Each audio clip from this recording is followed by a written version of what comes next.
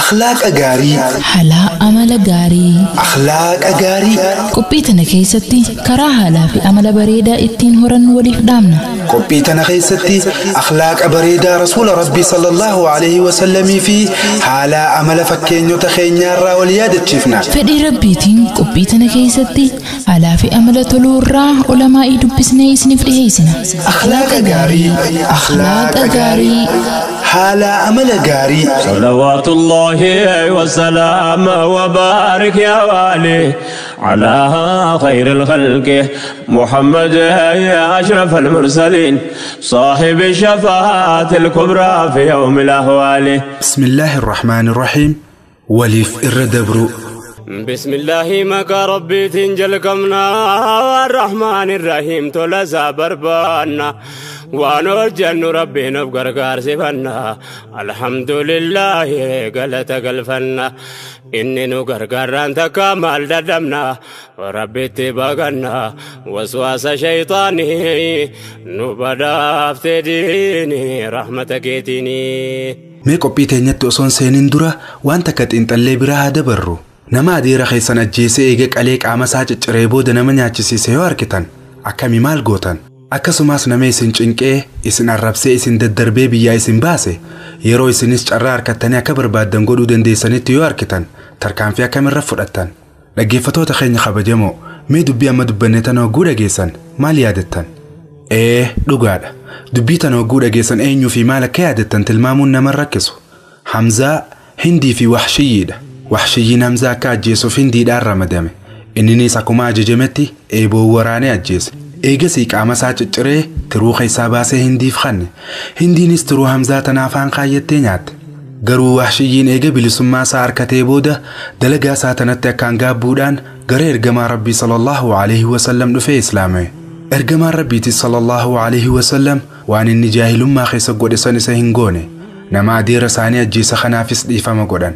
Haaluma wal fakkaatu mushrikoota Makkaa kan gocha garagaraatiin isaan rakkisaa isaan arrabsaatii fi dulluu gaalaa bakka isaan salaatanitti duuda isaaniirra kaayaa turan cufaahu gaafa Fatihii Makkaa gaafa Makka cabsanii injifannoon ta muslimaa taate san garuu osoo namoota lubbuun jiran san hundaa'uu adabuu danda'anii dhiifama isaaniif godhan. Haalli amma dubbanne kun hundaa'uu haala ergamaa Rabbiiti sallallahu alaihi wasallam. Isaan fakkeenya nama hundaati. Nutis qophii teenya taarraa tana keessatti waa'ee dhiifama walii godhuu kanarraa qabxii muraasa waliif dhaamna inshaallah. Hedduun keenya namoota badii nurratti dalaganiif dhiifama gochuun nutti ulfaata. Nama alagaatii miti firuma keenyaafuu dhiifama gochuu hin dandeenyu. Sababa kanaaf bultiin diigame hedduutu jira. Nama dhiifama gochuu irra gaduu nama sanitti qabachuutu irra nuu laafa. Yeroo hunda akkuma nuti qofti miidhamnetti ilaalla. Dubbii san bakka nama kaanii buunee ilaaluu hin feenu. Gaduu yeroo dheeraaf qabatanii turuun tun ibaadaa teenya nurraa miti. Ilmi namaa dallanuun isaa waanuma barame. Yoo namni badii takka nurratti dalage dallanuun aadaa yoomuu hin jijjiiramne. Haa ta'u malee islaamummaan aarii fi dallansuu tana akka daangaa itti goonu nu barsiisti. Ergamaan Rabbii sallallahu alaihi wasallam muslimin tokko obboleessa isaatiin guyyaa 3 ol ooduu akka hin qabne dubbatanii jiru. Namni miidhame dallanuun isaa beekamaadha. Dallansuu isaa kan ammoo guyyoota 3 kanneen keessatti xumuree obboleessa isaa wajjin haala gaariin jiraachuu qaba jedhan. Garuu nuti guyyoota 3 san dhiifama nama saniif godhuudhaaf osoo hin taane inumaatu rakkoo biraa isarra barbaanna. Akkaataa dubbii sanitti hammeessaa deemnu irratti xiyyeeffanna. Garuu haalli akkanaa kun waan muslima tokkorraa eegamuu miti. Akkuma ergamaan Rabbii sallallahu alaihi wasallam nuuf dhaamanitti guyyoota 3 san keessatti rakkoo teenya cufaa hobbaafachuu qabna. Dhiifama godhuu jechuun afaanin siif dhiiseetiin jira jechuu qofaa miti. Dhiifama godhuu jechuun hijaa yookiin haloo qalbii teenya keessa qabannee jirru firraa qulqulleessuudha. Dhiifama godhuu jechuun osoo nama san miidhuu dandeenyu isa miidhuu dhiisuudha. Dhiifama godhuu jechuun nama nu mufachiise saniif toltu yaaduu jechuudha. Yeroo rakkatees rakkoo isaa baasuudhaan yoo gargaarsa keenya barbaadees waan dandeenyuun gargaaruudhaan yoo gargaaruu hin dandeenyees du'aa'ii isaaf godhuudha. Akkasuma dhiifama godhuu jechuun badii akka tasaan nu jidduu dhalatte sanirraa barannee adeemsa keenya fuulduraa tolchuudha. Ilmi namaa waa hin dogongoru jechuu miti. Namaaf dhiifama gochuu jechuun yeroo namni sun ammas irra deddeebi'ee nu sobe isa amanuu qabna jechuudha miti. Hanga danda'ameen nuti isa irratti badii dalaguu fi badii itti yaaduu irraa of qusachuudha. Namni zulmii dalagu fakkeenya nuuf ta'uu hin qabu. Badii namoonni kuuwwan nurratti dalagan irra deddeebine yookaan yaadannu carraa nuti nama saniif dhiifama godhuudhaaf qabnu xiqqaataa dhufa. Nama nu miidhee yoo araaramne dhiifama goone Rabbillee dhiifama nuuf godha. Yoo nuti namatti garaa jabaanne garuu rahmanni Rabbi biraa arganus xiqqaachuu mala. Gaaf tokko ergamaan Rabbi sallallahu alaihi wasallam sahabota isaaniitti wajjin osoo masjida keessa taa'aa jiranii gara ulaa masjidaa qubaan akeekaa namni amma hulaa tanaan ol seenu warra jannataati jedhan. Yeroo tana namni wayii tokko balbala saniin ol seene. Ergamaan Rabbiitii sallallahu alaihi wasallam mudannoo tana guyyaa sadiif irra deddeebi'anii wal faana dubbatan. Ta'us garuu guyyaa sadeenuu namni hulaa saniin ol seene namichuma guyyaa duraa san ture. Fedhinnaan sahabotaatis jannata akka namichi san harkatee harkachuu waan taateef waan namichi san hojjetu baruudhaaf isa faana dhahuu eegalan.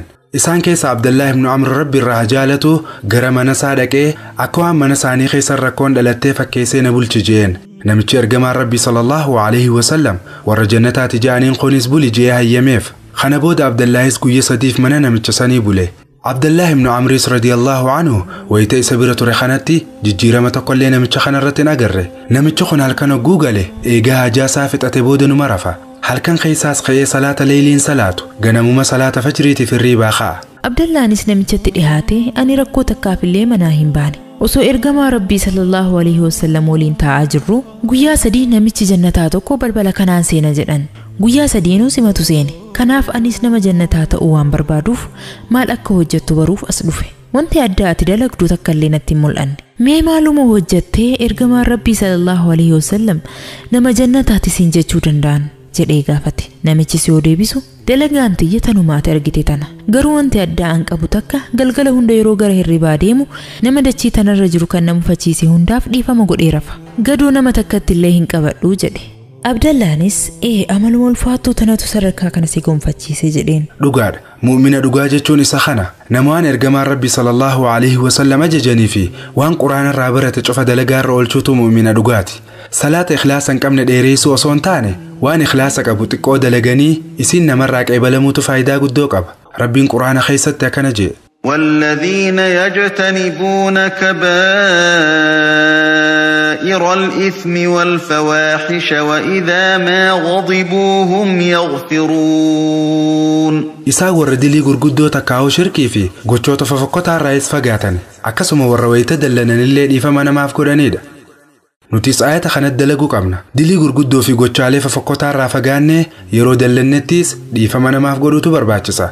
Namni namaaf dhiifama godhu nagee sammuu harkata. Yoo namaaf dhiifama godhuu dinnee hijaa yookiin haaloo qabannee deemne yaanni san guyyuu yeroo hunda deddeebi'ee nu jeeqa. Akkasuma ammaas nama kanaan qofa osoo hin taane fuulduraafis namoota hedduu wajji akka wal lolluuf karaa nuu bana. Garuu yoo nama nuunfachiise saniif dhiifama goonee fi khatti dhiisnu taate akkasitti qalbiin teenyaas ni qulqullooyti jireenyi keenyaas fedhii rabbiitiin nuuf qaceela jechuudha. Wanti dabre takka waan dabree jiruuf irra deebinee waan dabre san sirreessuu hin dandeenyu. Garuu jiruu teenya ta fuulduraatiif haala gaarii uumuu ni dandeenya. Rakkoo amma dura nu mudatte irraa barachuu qabna malee rakkoo san qabannee ittiin nama miidhuu hin qabnu. Adaduma nuti dhiifama ilma namaatiif godhaa deemnuuni jaalalaa fi gara laafinni ilma namaatiif qabnus dabalaa deema. Inshaallah hogguusan Rabbiin keenyaa subhaanahu wa ta'aalaa rahmata isaatiin nu laala jechuudha. Nama dhiifama godhuu dhabuun fayyaa qaama keenyaa irrattis rakkoo guddaa qabaachuu danda'a. Qorannoon yeroo ammaa godhame akka agarsiisutti namni gadoo namatti qabatee yeroo hunda waa'ee sanii yaadu dhukkuboota akka dhiibbaa dhiigaa, dhahannaa onnee fi irree ofii to'achuu dhabuutiin miidhamuu danda'a. Namni dhiifama namaaf godhu ammoo rakkoolee kanneen irraa bilisa ta'uu danda'a. Wanti fayyaa ofii caalee hin jiru. Namatti dallannee bu'aan argannu takkallee hin jiraatu. Wanti gaariin dallansuu san ofirraa fageessinee nagayaan jiraachuudha. Akkuma dura dubbanne waan dabre of duuba deebisuu hin dandeenyu. Waan of duuba deebisuu hin dandeenyeef of cinqinee dhukkuba bitachuun barbaachisaa miti. Waa hunda caalaa ammoo jaalala Rabbii argachuutu caala. Wanti dachii tanarra jiraataa jirruuf milkii guyyaa boruutiif. Boru milkaa'uuf ammoo har'a waan Rabbi jaalatu hojjechuutu gaarii ta'a. Rabbiin olaane suuraa An-Nuur ayata 22 irratti akkana jedha. ولا يأتل أولو الفضل منكم والسعة أن يؤتوا أولي القربى والمساكين والمهاجرين في سبيل الله وليعفوا وليصفحوا ألا تحبون أن يغفر الله لكم والله غفور رحيم. هنك ختنا إسنرا ورث دركاك أبدني في ورث درماك أبدن. هنك ختنا إسنرا ورث دركاك أبدني في أكسم ورث درماك أبدن. nama ana keessanii keessin bira jiru hin nyaachisnu jettanii hiyyeessa miskiina homaan qabnee sin nyaachisnu jettanii warra Rabbiif jecha hijiraa bees hin nyaachisnu jettanii hin kakhatina araarama godhaa fi irra dabraaf se isin hin jaalattanii Rabbiin isiniif araaramu dhugumatti Rabbiin araaramaa tola namaaf oolu.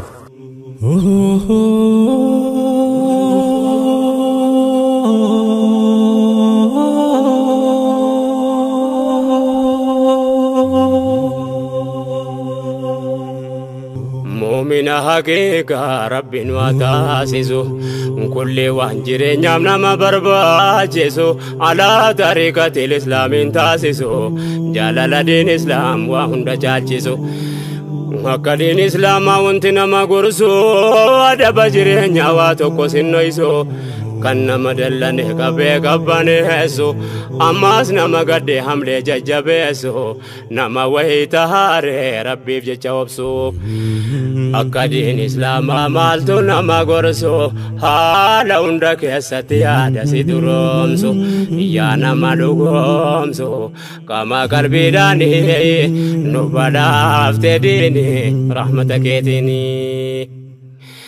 yaada kiyya kana namni anitti akeeku namni islaama ta'eef amri rabbiin eegu namnan jedhu nama islaamummaa beeku kan waan khallaqame bakka dhaqu beeku kan jiru isaa hunda waa ofirraa eegu nama of eegu namni diinirraa waa eegu nama millaa ergamaa rabbiirratti of eegu namni isaan hordofe har'aa bor hin deegu rabbiin waa eegu amri duniyaa diini nu badhaafte diini rahmata keetiini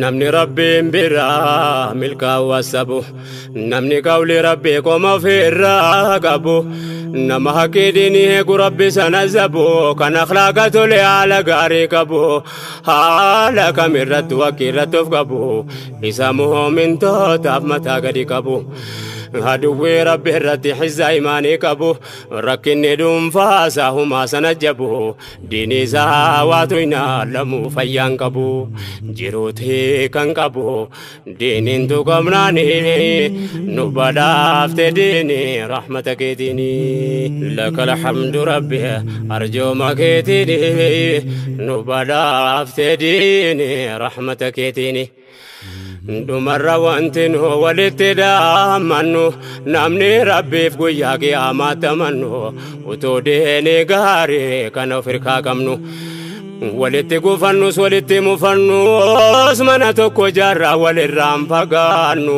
obbolummaa dhaabne akka magarfannu akka dibdee qabnu waliif dabarfannu akka bora gammannu mindaa sabriitiini nu badhaafte diini rahmata keetiini amri islaamaa rabbiin nu haa fahamsiisu addunyaa aakhiraa nu haa qanansiisu daahii keenya rabbiin nuuf jajjabeessu rabbiin duniyaa akhiraa nu haa gammachiisu duniyaatti hojii nasri nu haa hojjechiisu waan nu satti balleessine nuuf adeessu sagaleen islaamaa kan duraan asaasu amma booda dirreetti rabbiin nuuf baasu nama ummata keenyaaf waan gaarii facaasu nurraa qabi rabbii waan addaan nu baasu nu taasisi Allah nasriif karaa baasu najaanu haa baasu rakkoo duniyaa diini nu badhaafte diini rahmata keetiini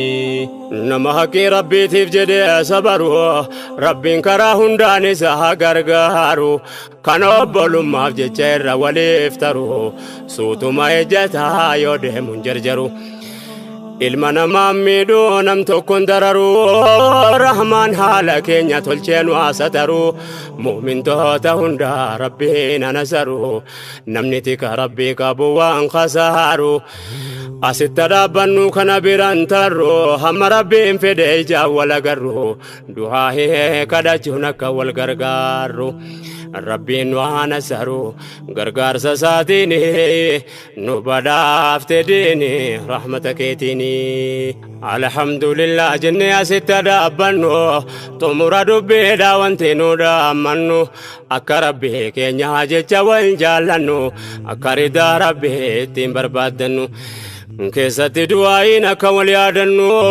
adada salaataa fuula isaa dhaabbannu aalama islaamaa hundaaf kadhannu rabbiin kadhachuudhaan biraa dhaabbannu inni beeka waan nu keessaan itti mannu kadhanne harkaan namnu nuuf dhagaa inni nu badhaafte diini rahmata keetiini لك الحمد ربي أرجو مكيتني نبدا أفتديني رحمتك كيتني لك الحمد ربي أرجو مكيتني نبدا افتديني رحمتك تيني برنوني زبنا واجبا الرتي إن الحمد لله برنوني زبنا واجبا الرتي إن الحمد لله